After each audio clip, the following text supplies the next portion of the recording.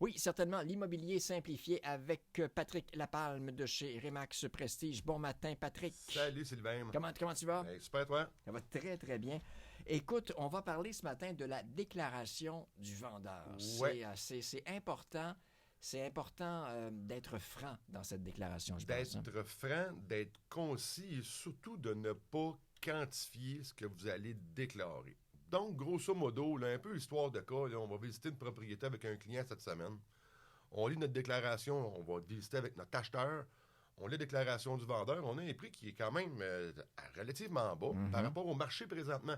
Faut pas l'oublier, hein? Ouais. Fait que donc, on regarde le tout, on se présente dans la propriété, on a notre déclaration du vendeur, on la lit avant même de débuter la visite avec le client. On regarde le tout.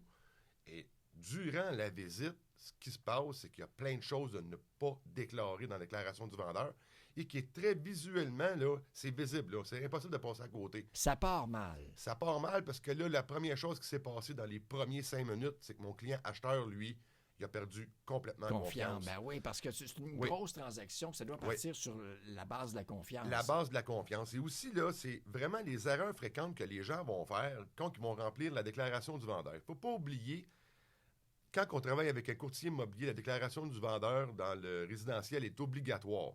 Si vous achetez une propriété, un AVPP à vendre par propriétaire, elle n'est pas obligatoire. Donc, si vous tombez en transaction et vous achetez vous-même une propriété, assurez-vous que dans vos conditions, vous avez bel et bien mis de remplir une déclaration du vendeur. Et aussi de faire attention, c'est quoi les items de la déclaration du vendeur qu'il va mettre à l'intérieur. Parce que nous, on a vraiment des formulaires qui sont faits, on touche à tout, on touche au terrain, on touche à l'électricité, on touche aux fosses septiques, champs d'épuration, nommez-les, c'est à l'intérieur de ça. Même les clauses supplémentaires, maison de cannabis, suicide de mort violente, ces choses-là, et travaux majeurs sont là. Il faut vraiment s'assurer que c'est la déclaration du vendeur et quand vous transigez avec un courtier, votre courtier il est là, lui, pour répondre, vous aider, vous guider à répondre aux questions. Donc, la première chose à faire en tant que vendeur, levez-vous de la table et allez faire le tour de votre propriété. Donc, pour vous donner un peu un ordre de grandeur, des fissures, 80% des propriétés au Québec ont des fissures de fondation. Est-ce qu'ils ont été réparés, oui ou non? Si elles sont présentes, la fissure, déclarez que vous avez une fissure. Vous en avez combien? Vous en avez 4. Déclarez que vous en avez 4. Si elles ont été réparées, déclarez qu'on a 4 fissures qui ont été réparées et fournissez les factures. Vous désirez mettre votre client vraiment en confiance lors de l'achat de votre propriété. Allez faire les vérifications de tout ça. Allez voir votre entretoit. Allez ramasser les dates de votre réservoir à eau chaude. Vraiment, faites le tour de votre propriété. Et vous devriez même, en prévention, changement de saison, printemps, hiver ou l'automne, faire une vérification toujours de votre propriété pour s'assurer que votre entretien est rigoureux et aussi documenté. Donc, vous avez acheté une propriété, un exemple de 10 ans, vous avez fait des menus travaux, des réparations à travers le temps. Gardez vos factures de réparation. Comme on le fait avec une voiture. Comme vous le faites avec votre voiture. C'est un peu le car-proof en réalité là, de ça. Puis n'oubliez pas que nous, les courtiers, si votre propriété, vous l'avez acheté dans le réseau Centris, on a vos anciennes fiches de disponibles. On a des anciennes déclarations du vendeur qui sont disponibles, des vieux documents comme les certificats de localisation, ces choses-là, qu'on est capable d'aller rechercher un historique sur la propriété. Donc, quand on va travailler avec un client acheteur, parce que c'est ce qu'on parlait la dernière semaine aussi, on va s'assurer d'avoir fait des vérifications avant même de se présenter sur les lieux. On va déjà avoir un topo.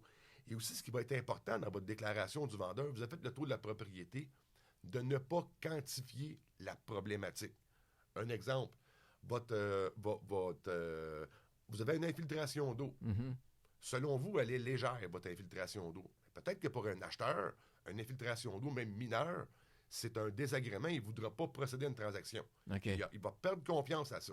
Donc, vous avez une infiltration d'eau, vous cochez « oui, infiltration d'eau », et vous allez rajouter à l'intérieur de votre déclaration du vendeur à quel endroit qu'elle se situe, pour vraiment s'assurer que la déclaration du vendeur va être claire, nette et précise. Et lors de l'inspection, l'inspecteur, lui, va regarder aussi la déclaration du vendeur avant même d'arriver sur les lieux pour se faire une idée de la propriété. Parce que si on ment parce qu'on veut tellement vendre, puis on dit non, moi, j'ai jamais eu d'infiltration d'eau, ça peut nous causer des problèmes par la suite. C'est là que les gros problèmes vont commencer. On en a vu, puis on les reçoit tous, là, les jugements qui ont eu lieu en cas de même pas de vice caché, c'est des dols qu'on appelle, c'est de la fraude quand on fait une fausse déclaration, et surtout si c'est voulu. Vous pouvez vraiment là, avoir des problématiques, dommages et intérêts et tout ça, aller en cours et avoir vraiment là, de quoi qui va enlever la confiance Donc, comme au consommateur. courtier, toi, tu vas toujours conseiller à ton client vendeur d'y aller franc jeu. Il faut toujours y aller franc jeu parce que c'est la déclaration du vendeur et non la déclaration du courtier. Puis si vous ne le savez pas dans le formulaire, ça se peut que vous ayez des choses que vous ne savez pas. Cochez, vous ne savez pas.